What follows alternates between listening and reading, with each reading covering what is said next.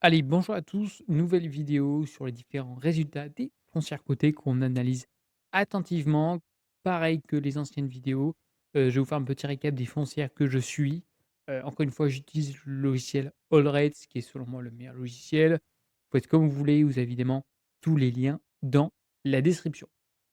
Ce que je vous propose, c'est que la dernière fois, on s'était arrêté, je remets une note, le 30 octobre. Ouais, à jeudi. Et donc on va faire le tour, en tout cas, moi, des foncières qui m'intéressent. N'hésitez pas encore une fois à nous rejoindre sur Patreon. Je fais quelques petites analyses poussées sur certaines foncières comme Alexandria. On a le marché, on a également le dernier quarter, donc le Q3. On a d'autres sociétés comme Roper Technology. C'est gratuit, généralement c'est plusieurs dizaines de pages en PDF qui sont justement gratuits. Et par la suite, on a également une partie discussion où on échange, hein. J'ai évidemment 3 groupes, un groupe plutôt foncier, un groupe plutôt premium et l'autre sur les serial compounders ou les serial justement acquisitions. N'hésitez pas, c'est gratuit, on échange pas mal. Donc je reviens sur le rate, les sociétés du moins qui m'intéressent pour l'instant. Les résultats sont plutôt bons, à part par exemple Medical Property Trust. Une foncière que beaucoup de monde, en tout cas à ma connaissance, avait dans le portefeuille, peut-être qu'ils en ont toujours. Hem Et je vous ai directement mentionné que moi, elle m'intéresse pas du tout. Pourquoi? Pour plusieurs segments. Foncière qui était autrefois à la mode à cause, hein, notamment de son dividende. Alors on a 6,31, oui, une jolie coupure. On était vraiment sur un dividende très important. Bon, rapidement, ce qu'il faut regarder, c'est un, ça se paye pas cher, ça se paye un petit peu plus cher qu'Alexandria quand même. Mais on va regarder les fondamentaux. Un, on a le dividende, qui a été coupé une fois, 2 fois, donc c'est pas bon signe. PE to ratio qui est plutôt bon dans l'ensemble. Par contre, niveau, financials overview, c'est juste une catastrophe. Premier point, des revenus en baisse. Deuxième point, des revenus en baisse par rapport au nombre d'actions en circulation. Debt to assets, on est juste à des niveaux hors normes, 65. Déjà, gros warning, alerte rouge. Debt to EBITDA, 10, c'est juste énorme. ICR, on est à -2, c'est une catastrophe. Largest tenant, on dépend évidemment d'un bon nombre de locataires. Bon, après, c'est normal, hein, on est sur la partie santé, donc c'est un petit peu normal. Et après, bon, occupancy 99,5. Bon, ce qu'il faudrait comprendre, c'est pourquoi une telle baisse. En tout cas, moi, juste à travers ces différents points, beh, ça m'intéresse pas du tout, quoi. On a quelque chose qui corrige. On va voir sur les 10 dernières années. Voilà, ça corrige, c'est pas beau et on a une dette qui est surtout trop importante pour une foncière. Je rappelle vraiment la bête noire, d'une foncière cotée, c'est vraiment sa la partie dette. Donc on évite à tout prix. Donc non merci pour cette foncière et je sais, comme on avait parlé au début, voilà. Je vous ai donné en tout cas mon point de vue sur celle-ci. Qu'est-ce qu'on a d'autre qui peut être intéressant? On a, bon, une partie diversifiée qui était pas mal, mais bon, vous savez que j'aime pas trop moi les foncières diversifiées. On a une partie donc, self-storage, on a déjà vu sur la dernière vidéo. Celle-ci, on m'en a parlé, qui était pas mal gaming and leisures. Bon, on n'est pas sur une nécessité absolue. Les fondamentaux sont pas si mal que ça se paye pas très cher. On a quand même 7 de dividendes. Le problème, c'est qu'on a une dette to assets qui dépasse les 50, donc non merci. Et on a une croissance de 2, c'est pas non plus impressionnant, hein. Ça augmente, grâce à l'indexation des loyers. Par contre, on a un taux d'occupation de 100 parce qu'on a que 68 propriétés. OK, et après il faudrait surtout regarder le whale sur ce genre de société pour savoir la durée des baux. Bon, on l'a pas. Il faudrait surtout piocher et analyser ça dans les différents, quarters. On va regarder ça de suite.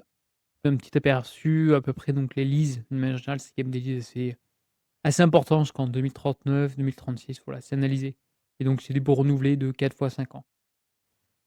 Donc voilà, bon, ça étonne pas, hein, de toute façon, c'est le principe, c'est comme sur les casinos, hein, avec, Vichy Properties. Mais voilà, dans l'ensemble, bon, c'est pas une foncière du moins qui m'intéresse, mais les fondamentaux sont pas catastrophiques hormis la dette. Donc non, merci. Qu'est-ce qu'on peut analyser d'autre qui peut être intéressant? Security, Omega, voilà, Vichy Properties également. Une société, je sais qu'il y en a qui l'ont dans le portefeuille. Bon, partie IPO, ça, on s'en fiche, on est quand même sur une grosse market cap, hein, mine de rien. On se paye 13 fois, donc c'est un petit peu comme du, Realty Income en toute honnêteté. On a un dividende aussi, hein, qui, va augmenter progressivement, qui augmente bien quand même de 4, c'est quand même pas mal du tout et au niveau donc croissance des revenus, rien à redire, ça ne cesse d'augmenter. Ce qu'il faut surtout analyser, c'est la qualité, hein, du locataire. Niveau dette, rien à redire, super. Par contre, voilà, on dépend évidemment, de certains, preneurs, de certains locataires, hein, comme les Caesars et tout ce qui est casino, enfin, en particulier. Donc voilà. Point de vigilance, hein, lorsque le locataire aujourd'hui a des problèmes, beh, là, il y aura une répercussion jusqu'à quasiment 40 du revenu. Donc c'est quand même non négligeable et c'est à prendre en compte. Après, comme je vous le mentionne, c'est à l'investisseur de pondérer son portefeuille et d'avoir une petite position, moins de 5 comme ça. Si imaginons que, la société pour X raison, hein, corrige, bon, ça représente qu'une partie infime de votre portefeuille et après un taux d'occupation donc à 100. Donc boîte sympa, moi ce qui me dérange, je vais pas vous mentir, c'est la partie la largest tenant qui est quand même non négligeable.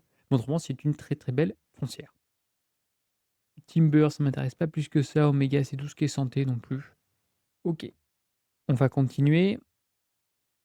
Federalty, c'est pas mal, c'est une jolie boîte dans le retail. On va analyser également, ouais, je c'est la partie dette qui fait cloche. Partie dette, on est au-dessus de 50, voilà, pareil, ça me dérange un petit peu si on a de la croissance, mais voilà, sur 16 ans, il y a pas non plus une croissance fulgurante en toute honnêteté. Donc voilà, c'est pas une c il faut mieux être exigeant. Par contre, on a un dividende qui a bien augmenté quand même, pas mal. Vaut mieux être exigeant et ça se paye 13 fois donc le FFO, donc on va dire à peu près entre 14 et 15 le FFO. Donc c'est quand même plutôt cher. La partie hôtellerie, j'aime pas, c'est trop cyclique pour ma part, la partie hôtellerie. Qu'est-ce qu'on pourrait analyser d'autre? Armada non, Apple Hospitality, c'est pareil, l'hôtel non plus, non plus. Glaxstone Commercial, je crois qu'il y a une tête qui est assez importante.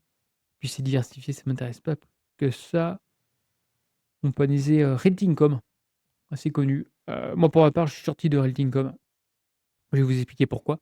Donc Redingcom, pas mal du tout, 100. On est quand même sur une très, très grosse capi, hein, large, assez important. Price à FFO, on paye ça 13 fois, donc c'est pas si cher que ça.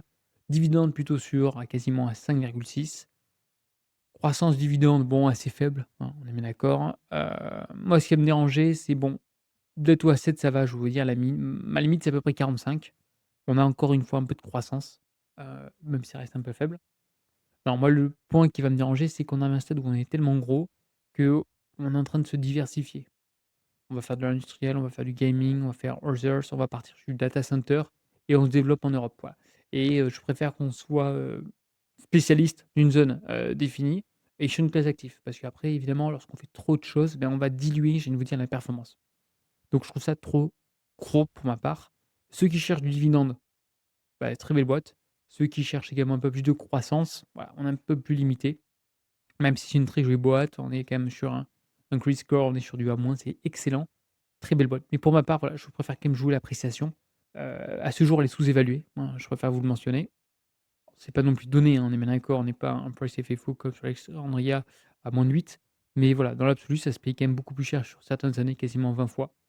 Donc je trouve qu'on paye ça à peu près, voilà, 10-12, c'est quand même des points d'entrée qui sont intéressants sur du long terme.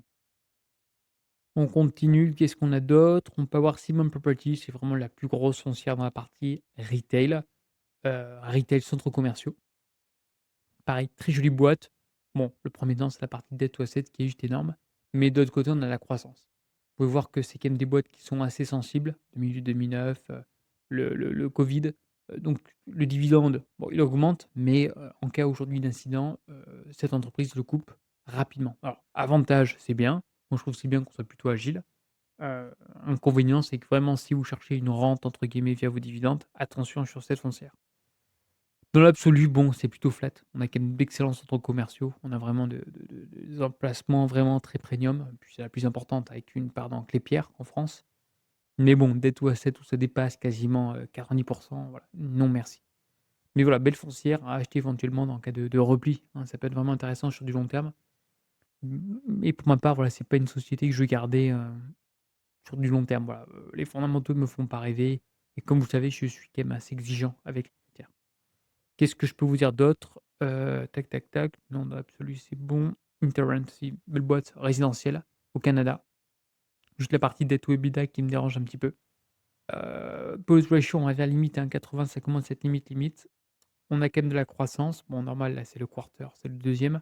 À voir si en 2025, on va passer au-dessus. Voilà, dette to EBITDA, 11, pour moi, c'est beaucoup, beaucoup trop important. Et on commence à avoir une dette to assets qui augmente. Donc voilà, 50 c'est trop. Donc voilà, faut jouer, entre guillemets, d'un côté, il faut lever la dette pour la croissance, mais de l'autre, pas trop. 45, c'est ma limite en toute honnêteté et puis après on va avoir un ICR à 2,6, c'est un petit peu limite.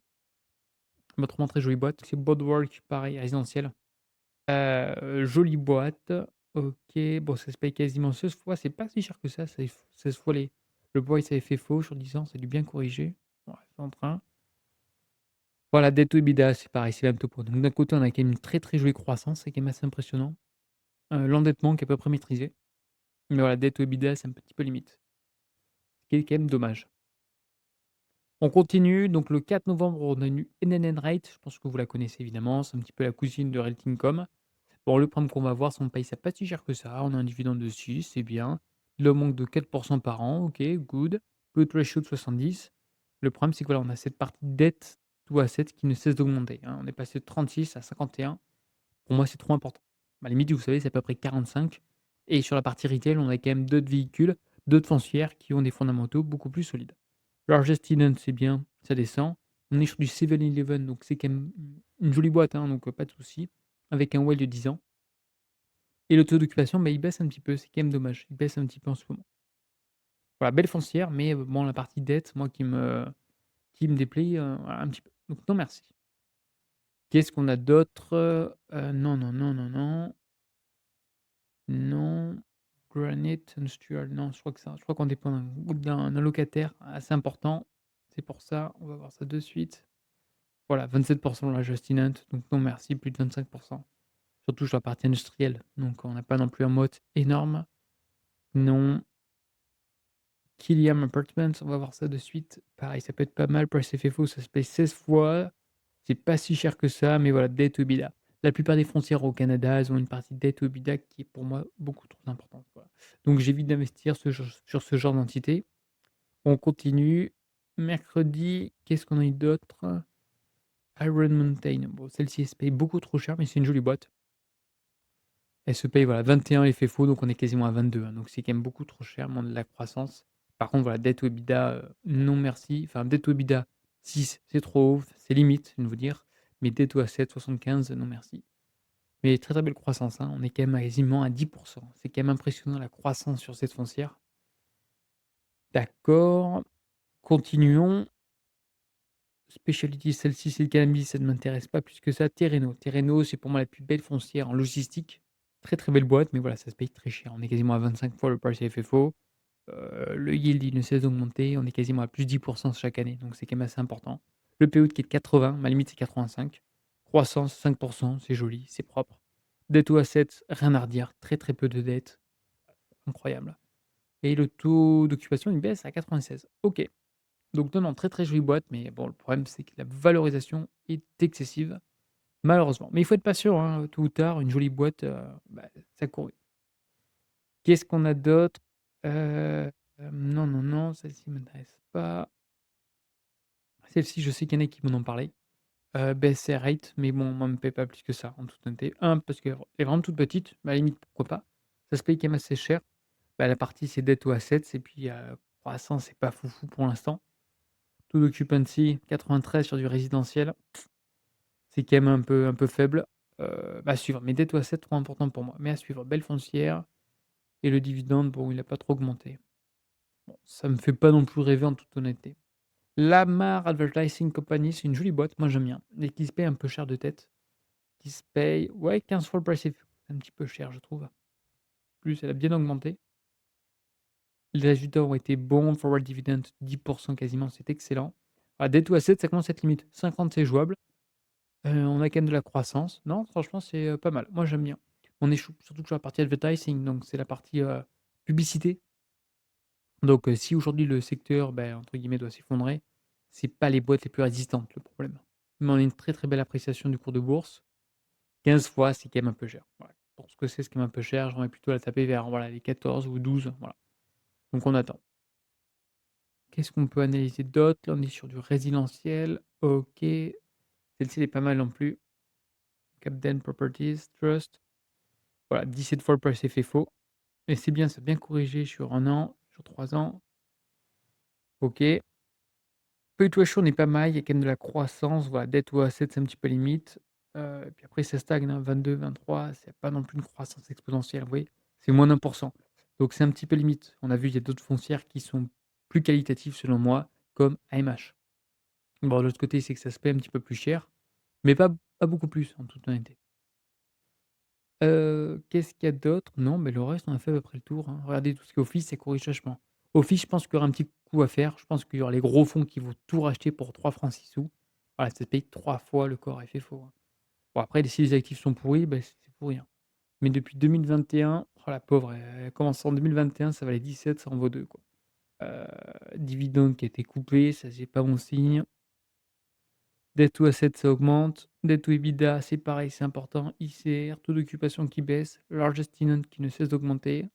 Le whale, beh, dans 5 ans, attention, les dégâts et les revenus baissent. Entre-temps, les actifs, beh, pareil, ça diminue. Il y a de moins en moins de surface. On est obligé de vendre, à mon avis. Ouais, pas bon du tout ça, hein. Mmh. Pas bon, pas bon. Donc bon, ça vous montre également, comment on analyse une frontière, ce qu'il ne faut pas forcément acheter. Encore une fois, c'est mon humble point de vue. Bon, on reverra, mais je pense qu'il y aura un coup à jouer sur les bureaux. On en reparlera au moment T. Bon, on a fait le tour en tout cas, on s'arrête à jeudi 6 novembre. Je vous ferai une autre petite vidéo sur les prochains résultats. N'hésitez pas à me dire si vous avez des sociétés, hein, que vous souhaitez qu'on analyse au cours du temps. Et sur ce, je vous souhaite une agréable journée. On se dit à une prochaine. Allez, bye bye.